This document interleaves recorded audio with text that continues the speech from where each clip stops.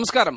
കേരളം ഉറ്റുനോക്കുന്ന വാശിയേറിയ പോരാട്ടം നടക്കുന്ന താനൂർ മണ്ഡലത്തിലാണ് ഇന്ന് ദ ബിഗ് ഫൈറ്റ്. ഇവിടെ ഇത്തവണ മുസ്ലിം ലീഗിന്റെ UDF സ്ഥാനാർത്ഥിയായി എത്തുന്നത് മൂന്നാം വട്ടവും അംഗത്തിനിറങ്ങുന്ന ശ്രീ അബ്ദുറഹ്മാൻ രണ്ടത്താണിയാണ്. ഏത് തരത്തിലുള്ള പോരാട്ടമായിരിക്കും ഇത്തവണ താനൂരിൽ കാഴ്ചവെക്കാൻ പോകുന്നത്? പൊന്നാനിയിൽ കഴിഞ്ഞ പാർലമെന്റ് തെരഞ്ഞെടുപ്പിൽ ഇ.ടി. മുഹമ്മദ് ബഷീറിനോടൊപ്പം വാശിയേറിയ പോരാട്ടം കാഴ്ചവെച്ച വി അബ്ദുറഹ്മാനാണ് എതിർ സ്ഥാനാർത്ഥിയായി ഇവിടെ എത്തുന്നത്. എന്തായിരിക്കും താനൂർ ചർച്ച ചെയ്യാൻ പോകുന്ന രാഷ്ട്രീയം? ഇതാണ് ദ ബിഗ് ഫൈറ്റ് ഇന്ന് പരിശോധിക്കുന്നത്. എന്നോടൊപ്പം അതിഥികളായി ഈ ചർച്ചയിൽ പങ്കെടുക്കുന്നത് അബ്ദുറഹ്മാൻ രണ്ടത്താണി. ചർച്ചയിലേക്ക് സ്വാഗതം ശ്രീ അബ്ദുറഹ്മാൻ രണ്ടത്താണി. ഇടതുമുന്നണി സ്ഥാനാർത്ഥി വി അബ്ദുറഹ്മാൻ ഈ ചർച്ചയുടെ ഭാഗമായി ഇല്ല. ചില അസൌകര്യങ്ങൾ കാരണം ഇടത് മുന്നണി പ്രതിനിധികൾ ഈ ചർച്ചയിൽ നമ്മളോടൊപ്പം ഇല്ല. BJPയുടെ രശ്മിൽനാഥ്, വെൽഫെയർ പാർട്ടിയുടെ സ്ഥാനാർത്ഥി അഷ്റഫ് വയലത്തൂർ. ശ്രീ അബ്ദുറഹ്മാൻ രണ്ടത്താണി, മൂന്നാം വട്ടവും താങ്കൾ താനൂരിൽ അംഗത്തിനിറങ്ങുകയാണ്. എന്താണ് താങ്കൾക്ക് ജനങ്ങളോട് പറയാനുള്ളത്? എന്തിന് ജനങ്ങൾ താങ്കൾക്ക് വോട്ട് ചെയ്യണം ഇത്തവണ? ഒരു നിയമസഭാംഗം എന്ന നിലയിൽ രണ്ട് നിലയിലുള്ള ഉത്തരവാദിത്തമാണ് ഏറ്റെടുക്കാനുള്ളത്. ഒന്നാമത്, കേരളത്തിന്റെ നിയമസഭയിൽ ഒരു നിയമസഭാംഗം എന്ന ചുമതല. ഒരു സാമാജികൻ എന്നുള്ള നിലയിൽ ഈ കഴിഞ്ഞ 5 വർഷത്തിനിടയിൽ ഒരു ദിവസം പോലും ആബ്സെന്റ് ആകാതെ സഭയിൽ ഹാജരായ ഒരംഗമാണ് ഞാൻ. എല്ലാ നിയമനിർമ്മാണങ്ങളിലും പങ്കാളിത്തം വഹിച്ചിട്ടുണ്ട്. ഈ സർക്കാരിന്റെ കാലഘട്ടത്തിൽ പ്രധാനപ്പെട്ട 3 സ്വകാര്യ പ്രമേയങ്ങൾ വന്നത് മുല്ലപ്പെരിയാർ പ്രമേയമുണ്ടായിരുന്നു. അതോടൊപ്പം തന്നെ പ്രധാനപ്പെട്ട ഒന്ന് പ്രവാസി വോട്ടവകാശവുമായി ബന്ധപ്പെട്ട് വന്നു. മറ്റൊന്ന് പൗരസ്ത്യ ഭാഷാ സർവകലാശാലയാണ്. ആ 3 പ്രമേയങ്ങളിൽ മൂന്നാമത്തെ പ്രമേയം എന്റെ സ്വകാര്യ പ്രമേയമായിരുന്നു എന്നതെനിക്കൊരു അഭിമാനമാണ്. ഒരു നിയമസഭാംഗം എന്ന നിലയിൽ എന്റെ ചുമതല ഞാൻ നിർവഹിച്ചിട്ടുണ്ട്. അതോടൊപ്പം തന്നെ രണ്ടാമത് വികസനമാണ്. വികസന രംഗത്ത് താനൂരിൽ കഴിഞ്ഞ തെരഞ്ഞെടുപ്പ് കാലത്ത് ജനങ്ങളോട് പറഞ്ഞ വാഗ്ദാനങ്ങൾ പൂർണ്ണമായും പാലിക്കപ്പെടാൻ കഴിഞ്ഞു എന്നുള്ള ചാരിതാർത്ഥ്യം എനിക്കുണ്ട്. അതിൽ പ്രധാനപ്പെട്ടത് ഏറ്റവും കൂടുതൽ യന്ത്രവൽകൃത വള്ളങ്ങളുള്ള താനൂരിൽ ഒരു ഫിഷിംഗ് ഹാർബർ ആയിരുന്നു. അത് ഏകദേശം ഒരു 80% പ്രവൃത്തി പൂർത്തീകരിച്ചു കഴിഞ്ഞു. ഇപ്പോഴും പ്രവൃത്തി നടന്നുകൊണ്ടിരിക്കുകയാണ്. അതുപോലെ പാവപ്പെട്ട മത്സ്യത്തൊഴിലാളികൾക്ക് വീടുകളില്ലായിരുന്നു, മുഴുവൻ ഓലക്കുടിലുകളായിരുന്നു. ആ ഓലക്കുടിലുകളിൽ 2000-ഓളം വീടുകൾ വിവിധ വകുപ്പുകളിൽ നിന്നായി നിർമ്മിച്ചു നൽകാൻ കഴിഞ്ഞു എന്ന ചാരിതാർത്ഥ്യം എനിക്കുണ്ട്. ഇനിയും 50-ഓളം ഓലക്കുടിലുകളുണ്ട്. അവർക്ക് സ്വന്തമായി പട്ടയം കിട്ടിയിട്ടില്ല. അതിനുവേണ്ടിയുള്ള പോരാട്ടം അവസാനത്തെ നിയമസഭാ സമ്മേളനത്തിൽ പോലും നടത്തിയ ഒരു വ്യക്തിയാണ് ഞാൻ. മൂന്നാമത്, ഈ പ്രദേശത്തെ പ്രധാനപ്പെട്ട വിഷയങ്ങളിൽ ഒന്ന് ഇവിടെ ഒരു കോളേജായിരുന്നു. 15ഓളം ഹയർ സെക്കൻഡറി സ്കൂളുകളുള്ള ഇവിടെ കോളേജ് ഉണ്ടായിരുന്നില്ല. ഒരു ഗവൺമെന്റ് കോളേജ് തുടങ്ങി ന്യൂ ജനറേഷൻ കോഴ്സുകൾ കൊണ്ടുവന്ന് ആ കോളേജിന്റെ പ്രഥമ കെട്ടിടം ഉദ്ഘാടനം ചെയ്ത് അക്കാഡമിക് ബ്ലോക്കിന്റെ പ്രവൃത്തി ആരംഭിച്ചതിന് ശേഷമാണ് ഈ തെരഞ്ഞെടുപ്പിനെ ഞാൻ നേരിടുന്നത്. അതുപോലെ വളരെ പ്രധാനമാണ് കനോലി കനാൽ. കനോലി കനാൽ ഈ പ്രദേശത്തെ പരിസ്ഥിതിയുമായി ബന്ധപ്പെട്ട് കിടക്കുന്നതാണ്. കാരണം ഒരുപാട് ഇവിടുത്തെ ജലസമ്പത്ത് നഷ്ടമാകുന്നു. ജലസമ്പത്ത് നഷ്ടമാകുന്നതിനുള്ള കാരണം ഈ കനോലി കനാല് എല്ലാ നിലയിലും മാലിന്യങ്ങൾ കുമിഞ്ഞുകൂടി കിടക്കുകയായിരുന്നു. അതിന്റെ മാലിന്യം നീക്കം ചെയ്തു. 2.5 കിലോമീറ്ററോളം ദൂരം നീക്കം ചെയ്യാൻ 11.5 കോടി രൂപ ചെലവഴിക്കേണ്ടി വന്നു. ഇനിയും 56 കോടി രൂപയുടെ പ്രൊജക്ട് ഇപ്പോൾ നിലനിൽക്കുകയാണ്. അതുപോലെ തന്നെയാണ് ഈ പ്രദേശത്തെ ഏറ്റവും പ്രധാനപ്പെട്ട ഒന്നാണ് നമ്മുടെ കുടിവെള്ളവുമായി ബന്ധപ്പെട്ടത്. കുടിവെള്ളവുമായി ബന്ധപ്പെട്ട വിഷയം, ഇവിടെ എവിടെയും കുടിവെള്ളം പ്രദേശങ്ങൾ കിട്ടാനില്ല. ഈ കുടിവെള്ള പ്രശ്നം കിട്ടണമെങ്കിൽ നദികളെ തേടി പോകണം. അതുകൊണ്ട് ഒഴൂർ ഏറ്റവും ഉയർന്നു കിടക്കുന്ന സ്ഥലമാണ്. ഒഴൂർ കടലുണ്ടിപ്പുഴ ഡാം കെട്ടിയിട്ട് അവിടെ നിന്ന് ക്ലാരി MSV ക്യാമ്പിൽ കൊണ്ടുവന്ന് ട്രീറ്റ്മെന്റ് പ്ലാന്റിൽ എത്തിച്ച് വെള്ളം എത്തിക്കുന്ന 30 കോടി രൂപയുടെ പദ്ധതി തുടങ്ങിക്കഴിഞ്ഞു. അതുപോലെ തന്നെ ഭാരതപ്പുഴയിൽ നിന്ന് വെള്ളം കൊണ്ടുവന്ന് ചെറിയമുണ്ടത്ത് നരിയറക്കുന്ന ട്രീറ്റ്മെന്റ് പ്ലാന്റിൽ കൊണ്ടുവന്ന് ബാക്കിയുള്ള പഞ്ചായത്തുകൾക്ക് നൽകുന്ന 76 കോടി രൂപയുടെ പാതിക്കുള്ള സ്ഥലമെടുപ്പ് പൂർത്തിയായി. അതിന്റെ എല്ലാ നടപടിക്രമങ്ങളും ബജറ്റ് പ്രഖ്യാപനങ്ങളും ഫണ്ടിംഗ് ഒക്കെ ആയി കഴിഞ്ഞു. അതുമായി മുന്നോട്ട് പോകുന്നു. ഇങ്ങനെ വളരെ കൃത്യമായി ഇവിടുത്തെ സിവിൽ സ്റ്റേഷൻ, എല്ലാ സർക്കാർ ഓഫീസുകൾക്ക് വേണ്ടി ഒരു സിവിൽ സ്റ്റേഷൻ അതിന്റെ 4ാമത്തെ നില പണി കഴിഞ്ഞിരിക്കുകയാണ്. നിങ്ങളിങ്ങോട്ട് കടന്നു വരുന്ന ഈ തിരൂർ കടലുണ്ടി റോഡിൽ ഏറ്റവും ഗതാഗത കുരുക്കുള്ള സ്ഥലമായിരുന്നു ദേവദാർ റെയിൽവേ ഗേറ്റ്. അവിടെ നിന്ന് 28 കോടി രൂപ ചെലവിൽ ഒരു മേൽപ്പാലം പൂർത്തിയായത് മാത്രമല്ല, വിദ്യാർത്ഥികളുടെ സൗകര്യാർത്ഥം 3 കോടി രൂപ ചെലവിൽ അവിടെ തന്നെ വിദ്യാർത്ഥികൾക്ക് കിടക്കുന്നതിന് വേണ്ടി ഒരു റെയിൽവേയുടെ അണ്ടർ പാസേജ് കൂടി പണി കഴിഞ്ഞു എന്നുള്ളത് ഏറെ സന്തോഷം നൽകുന്നതാണ്. ഇങ്ങനെ ഒരു മോര്യാക്കാപ്പ് ഇവിടുത്തെ ഈ നിയോജകമണ്ഡലത്തിലല്ല, പക്ഷേ ഈ നിയോജകമണ്ഡലത്തിലെ ആളുകളാണ് മോര്യാക്കാപ്പിലെ കർഷകർ. അത് കിടക്കുന്ന തിരുവരങ്ങാടിയിലാണ്. ആ മോര്യാക്കാപ്പ് പദ്ധതിക്ക് വേണ്ടി 5 കോടി രൂപയാണ് ഇത്തവണ ബജറ്റിൽ വകയിരുത്തിയത്. ബജറ്റിൽ വകയിരുത്തി അതിനുള്ള നടപടികളുമായി പോയി. സ്റ്റേഡിയം, ഒരുപാട് ക്ലബ്ബുകൾ ഇവിടെയുണ്ട്. സ്വന്തമായ സ്റ്റേഡിയം ഉണ്ടായിരുന്നില്ല. ആ സ്വന്തമായ സ്റ്റേഡിയം ഇല്ലാത്ത ഒരു സാഹചര്യം നികത്തുന്നതിനാണ് സിന്തറ്റിക് ട്രാക്കോട് കൂടിയ 20 കോടി രൂപയുടെ ഒരു സ്റ്റേഡിയം ഇത്തവണ ബജറ്റ് 2 കോടി വകയിരുത്തിക്കൊണ്ട് തന്നെ ഇത്തവണ തുടക്കം കുറിക്കാൻ നമുക്ക് സാധിക്കുന്നത് കാട്ടിലക്കാടിയിൽ. ഇവിടുത്തെ ആശുപത്രി, ഇവിടുത്തെ ഏറ്റവും പ്രധാനപ്പെട്ട ആതുരാലയം എന്ന് പറയുന്നത് CHC ആണ്. അവിടെ 8 ഡോക്ടർമാരുണ്ടായിരുന്നു. ഡോക്ടർമാരൊന്നും ഒരിക്കലും ലീവ് ഉണ്ടായിട്ടില്ല, ഡോക്ടർമാരുടെ ഒഴിവുണ്ടായിരുന്നില്ല. പക്ഷേ രാത്രി ഡോക്ടർമാരുടെ സേവനം കിട്ടില്ല. ഒരിക്കലും ഒരു കമ്മ്യൂണിറ്റി ഹെൽത്ത് സെന്ററിന് രാത്രി ഡോക്ടർമാരുടെ സേവനം കിട്ടില്ല. രാത്രി ഡോക്ടർമാരുടെ സേവനം കിട്ടില്ല, സ്പെഷ്യാലിറ്റി ഇല്ല. അതുകൊണ്ട് സ്പെഷ്യാലിറ്റിയും ഡോക്ടർമാരെയും കിട്ടണമെന്ന നിരന്തരമായ പോരാട്ടം നടത്തുകയും 5 കിലോമീറ്റർ വ്യത്യാസമുള്ള തിരൂരിൽ ജില്ലാ ആശുപത്രി ഉള്ളപ്പോൾ അത് കിട്ടില്ല എന്നുള്ള നിരന്തര മറുപടിയെ വെല്ലുവിളിച്ചുകൊണ്ട് ശക്തമായ പോരാട്ടം നിയമസഭയിൽ നടത്തി ഈ ഗവൺമെന്റിന്റെ അവസാനത്തെ ബജറ്റിൽ ഈ താലൂക്ക് ആശുപത്രിയാക്കി ഈ CHC ഉയർത്തിക്കൊണ്ടുള്ള വളരെ ധീരമായ ഒരു നടപടി ഉണ്ടായി. അതുപോലെ ഇവിടുത്തെ സാന്ത്വനം പോലെയുള്ള പദ്ധതി നമ്മുടെ ഈ നിയോജകമണ്ഡലത്തിൽ മുഴുവൻ വിദ്യാർത്ഥികൾക്ക് 300 മുതൽ 500, 1000 വരെ, കോളേജ് വിദ്യാർത്ഥികൾക്ക് 1000 രൂപ വരെ മാസാന്ത സ്കോളർഷിപ്പ് നൽകുന്നു. ഡയാലിസിസ് രോഗികൾക്ക് മുഴുവൻ 2000 രൂപ ലഭിക്കുന്നു എന്ന് ഞങ്ങൾ ഉറപ്പുവരുത്തുന്നു. അതുപോലെ ആശ്രിതരായ ആളുകൾ ആവശ്യമുള്ളവർക്ക് 500 രൂപ നൽകുന്നു. ഇങ്ങനെ എല്ലാ ജനപക്ഷത്ത് നിന്നുകൊണ്ടും വികസന രംഗത്തും സാധ്യമാകുന്ന ഒരു മനുഷ്യ സഹജമായത് മുഴുവൻ നടത്തിയെങ്കിൽ അതിനുള്ള തിരിച്ചുള്ള സ്നേഹം ഈ ജനങ്ങളിൽ നിന്ന് കിട്ടും എന്ന പൂർണ്ണമായ വിശ്വാസമാണ് എന്റെ കരുത്ത്. ഡോക്ടർ വൈലത്തൂർ, ഈ മണ്ഡലത്തിൽ നടത്തിയിട്ടുള്ള വികസന പ്രവർത്തനങ്ങൾ, നിയമസഭാ സാമാജികൻ എന്ന നിലയിൽ അദ്ദേഹത്തിന്റെ പ്രവർത്തനങ്ങളെ കുറിച്ചാണ് ശ്രീ അബ്ദുറഹ്മാൻ രണ്ടത്താണി പറഞ്ഞത്. താങ്കൾക്ക് എന്താണ് താനൂരിലെ ജനങ്ങളോട് പറയാനുള്ളത്? ശ്രീ അബ്ദുറഹ്മാൻ രണ്ടത്താണി പറയുന്ന വികസനങ്ങൾ സാധാരണക്കാരായ ജനങ്ങളുമായി ബന്ധപ്പെട്ട് പരിശോധിച്ച് നോക്കുമ്പോൾ വളരെയധികം പരാജയമാണ് എന്നാണ് വെൽഫെയർ പാർട്ടിക്ക് പറയാനുള്ളത്.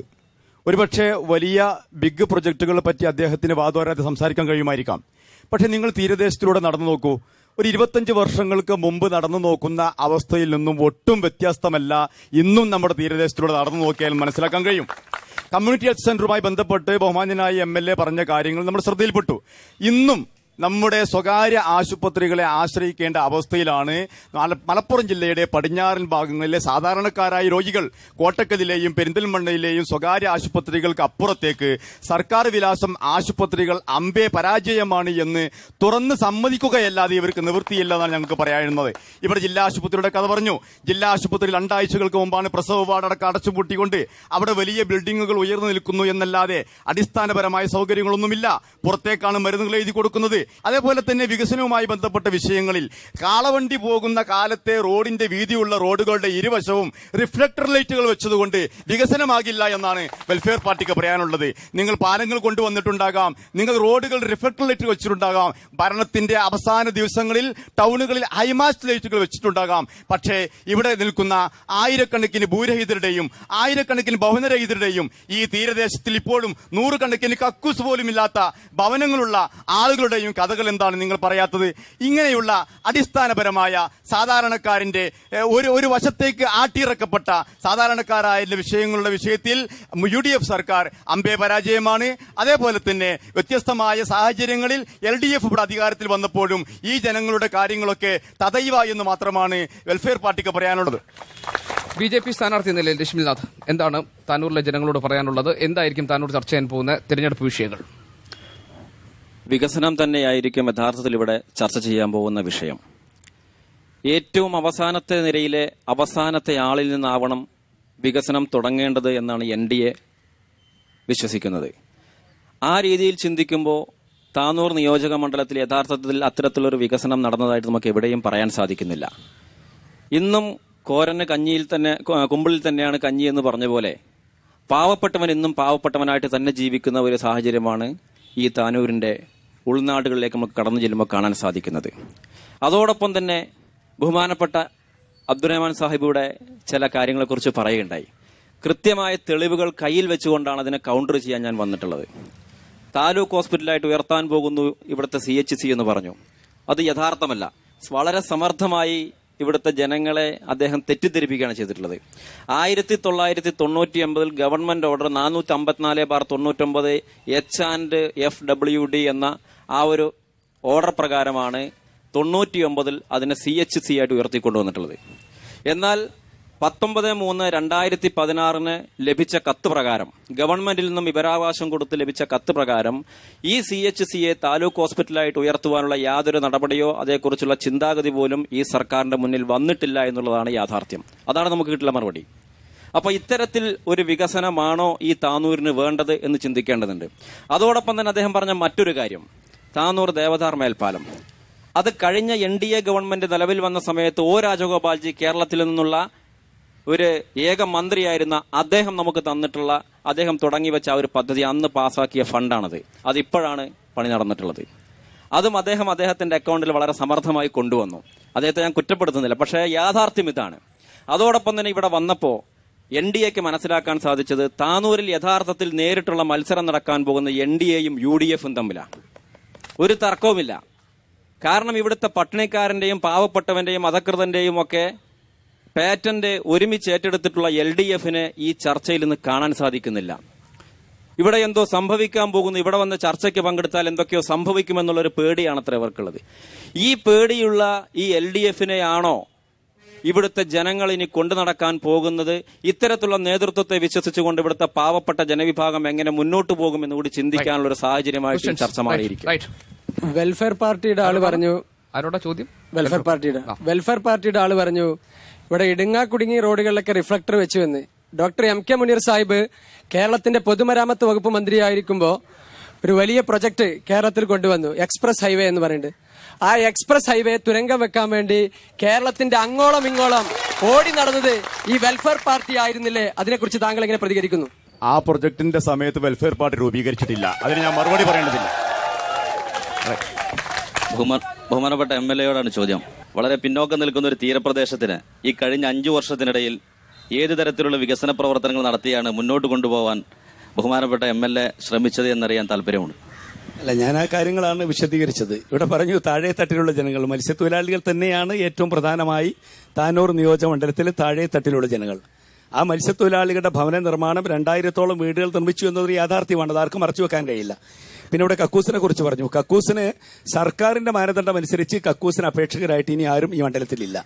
അപേക്ഷിച്ച് എല്ലാവർക്കും കക്കൂസ് നൽകിയിട്ടുണ്ട് എന്നാണ് ഡിപ്പാർട്ട്മെന്റിൽ നിന്ന് എനിക്ക് കൃത്യമായി കിട്ടിയിട്ടുള്ള വിവരം. ഉണ്ടോ എന്ന് പരിശോധിക്കപ്പെടണം.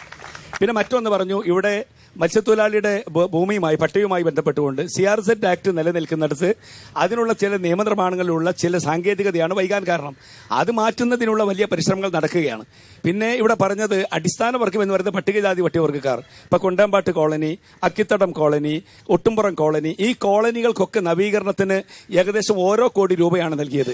ഇക്കഴിഞ്ഞ കാലങ്ങളിലൊക്കെ പട്ടികജാതി വിഭാഗങ്ങൾക്ക് നൽകുന്നതിനേക്കാൾ അധികം ഇത്തവണ നമുക്ക് നൽകാൻ കഴിഞ്ഞു എന്നത് ഏറെ നേട്ടമാണ്. പിന്നെ താലൂക്ക് ആശുപത്രിയുമായി ബന്ധപ്പെട്ടുകൊണ്ട് അത് തന്നെയാണ് ഞാനും അദ്ദേഹത്തോട് പറഞ്ഞത്.